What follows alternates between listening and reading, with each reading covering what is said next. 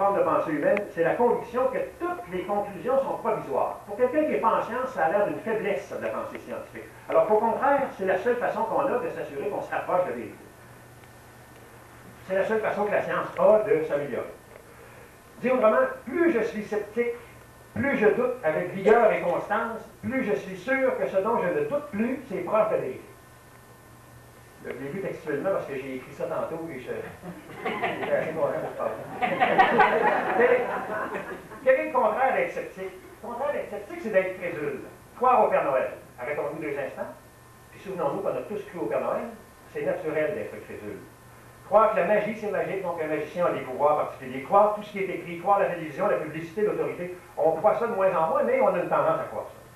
Et c'est très important d'être crédule. Si on n'était pas crédule, on ne croirait pas ce que nos parents nous racontent, on ne croirait pas ce que nos profs nous racontent, donc on ne pourrait rien apprendre sauf faire essai et erreur par soi-même. De la même façon, si on ne croyait personne autour de nous, dans la vie de tous les jours, et si les gens autour de nous ne nous croyaient pas, on ne pourrait pas vivre en société. Si je vous demande votre nom, vous me dites votre nom, je ne ferai pas une enquête. Donc, il faut faire confiance, il faut être crédule. C'est important, c'est naturel d'être crédule. Mais quand on veut chercher la vérité, il faut le faire avec beaucoup de prudence. Bon, être sceptique, c'est donc un des premiers pas de la démarche scientifique. Et c'est très important d'utiliser son esprit scientifique parce que c'est très difficile de connaître la vérité au sujet de la réalité. Bon, les raisons pour ça sont évidentes. L'ignorance est immense. On a tendance à penser aujourd'hui qu'on connaît beaucoup de choses par rapport à il y a 100 ans, par rapport à il y a 1000 ans. C'est vrai qu'on en connaît plus, mais on connaît très peu de choses. Vous parlez à n'importe quel chercheur, il va vous dire, moi je connais presque rien. Vous allez dire, bon, il dit ça parce que, bon, il veut se vanter d'une certaine façon, mais c'est vrai, on connaît très peu de choses. Le besoin de savoir est sans fond, ça fait partie de la nature humaine. La peur de l'inconnu toujours présente, le pouvoir de l'imaginaire est sans borne. Et heureusement, c'est ce qui nous permet d'être créateurs, y compris en science. Mais effet pervers de ces qualités, c'est on invente des mythes, des légendes, des croyances, des superstitions qui ne représentent pas du tout la réalité ou très mal, mais qu'on croit tout de même, au lieu d'en douter. On en vient par exemple à croire en l'existence d'une réalité parallèle, mystérieuse. Un exemple, un éditeur très réputé, le Time Life, il y a quelques années, ils ont sorti toute une série de livres sur une réalité parallèle, sur les mystères insondables. Alors, on nous invite ici à pénétrer dans un monde différent de la nature, une autre dimension imaginaire. Puis là, ce n'est pas un éditeur d'arrière-cour, c'est le Time Life qui faisait ça. Donc, pour connaître la vérité, il faut vaincre de nombreuses difficultés. On va en voir 6 ou 7. Pour distinguer les mythes de la réalité, il faut d'abord distinguer très clairement la notion de croire de la notion de savoir. Croire, c'est accepter de ne pas savoir. Et ça, pour un sceptique, c'est très difficile. La foi est nécessairement aveugle. Pour moi, l'expression « une foi éclairée », ça n'a pas de sens, ça ne veut rien dire. Pour croire, il faut faire taire sa raison. C'est exactement comme l'amour. Hein? L'amour, on ne dit pas « là, j'y ai réfléchi, là, puis lundi, je tombe amoureux d'elle ». Ça ne se passe pas comme ça. Regardez les expressions qu'on utilise au sujet de l'amour. On parle de tomber en amour, on dit que l'amour est aveugle, on dit que le cœur a ses raisons, que la raison ignore. C'est tout à fait irrationnel. Mais c'est une belle expérience humaine. Je souligne ça pour vous dire que la science, c'est pas tout ce qu'il y a dans la vie. La pensée rationnelle, c'est pas tout ce qu'il y a dans la vie. Dans la vie d'un être humain, il y a toutes sortes d'autres expériences qui sont très précieuses. La foi, l'amour, l'intuition, l'imagination, l'art, la musique, la philosophie, c'est des expériences humaines qui sont très, très précieuses. Je souligne ça aussi pour dire que faire la promotion de la pensée scientifique ou du scepticisme, c'est pas une façon de lutter contre la foi. Ça n'a rien à voir. La foi et la science sont dans des catégories distinctes qui ne peuvent pas se toucher. La science ne peut pas nuire à la foi, et la science ne peut pas aider la foi, ou vice-versa. Ce sont des catégories complètement étanches. Donc, on est en présence de 2 catégories distinctes, 2 catégories logiques, croire et savoir. Ce qu'on ne sait pas, on peut soit le croire ou pas le croire. Mais ce qu'on sait, on ne peut pas le croire. Mais pourtant, dans le langage courant, il y a des expressions qui disent le contraire. Comme, il faut le voir pour le croire. C'est une expression qui n'a pas de sens. Moi, je ne peux pas croire que vous êtes ici. Simplement parce que je sais que vous êtes ici. On peut réfléchir à ça. C'est plutôt l'inverse qui nous pose un problème majeur en science. L'inverse, c'est-à-dire qu'on voit beaucoup plus facilement ce qu'on croit. Et la rigueur scientifique sert à nous prémunir contre ça. Par exemple, moi, je ne crois pas aux psychopolentes, puis j'en vois jamais. Et je connais des gens qui y croient, puis qui en voient souvent. Un exemple plus sérieux, le protocole double aveugle ou à double insu qu'on appelle en médecine. Vous connaissez ce protocole? Est-ce que c'est nécessaire que je vous donne un exemple? Non? Oui?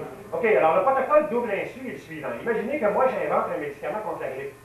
C'est moi qui ai inventé le médicament. Je crois que le médicament est bon. Je veux croire que le médicament est bon. Parce que je veux croire que le médicament marche, je suis très mal placé pour juger s'il marche vraiment.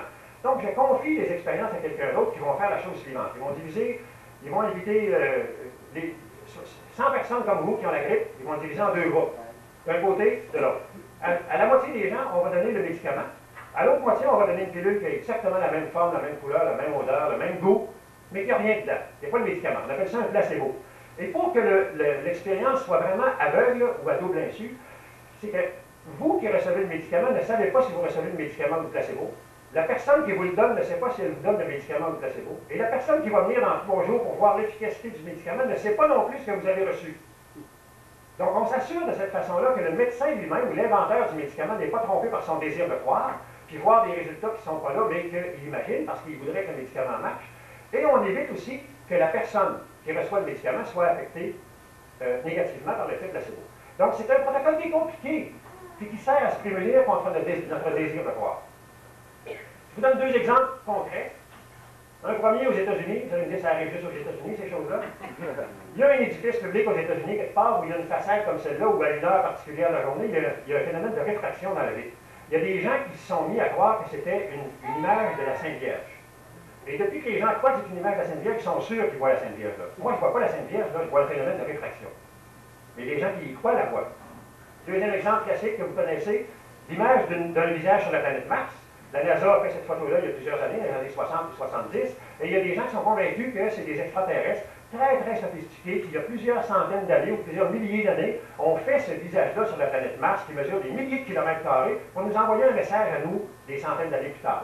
Si on veut voir un visage là, on voit un visage, moi je vois de l'ombre, de la lumière, puis je vois de la roche. On l'éclaire un petit peu différemment, 10 minutes plus tard, la planète tourne un peu, et puis on ne voit plus de visage du tout. Alors on voit beaucoup plus facilement ce qu'on voit.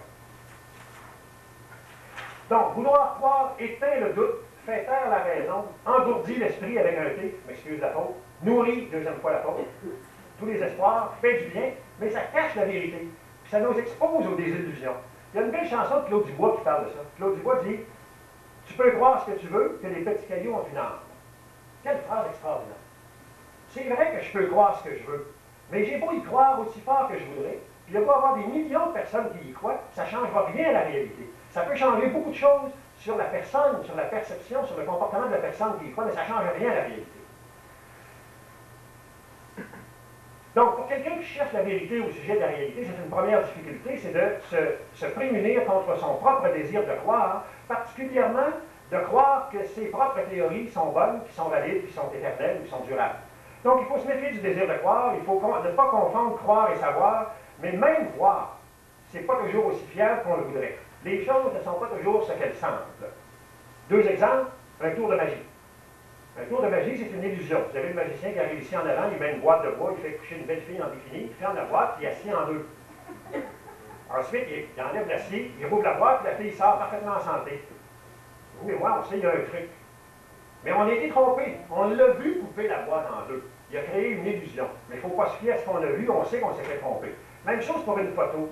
Il y a 15-20 ans, une photo, c'était un document très fiable. C'était une preuve de ce qu'on avait vu. Aujourd'hui, avec les logiciels genre Photoshop, on peut faire ce qu'on veut. Je peux changer les têtes de place sur les gens ici, puis je peux mettre quelqu'un de compromettant à côté de vous, puis ça va avoir l'air vrai. Donc, même une photo, c'est pas fiable. Il ne faut pas se fier à ce qu'on voit.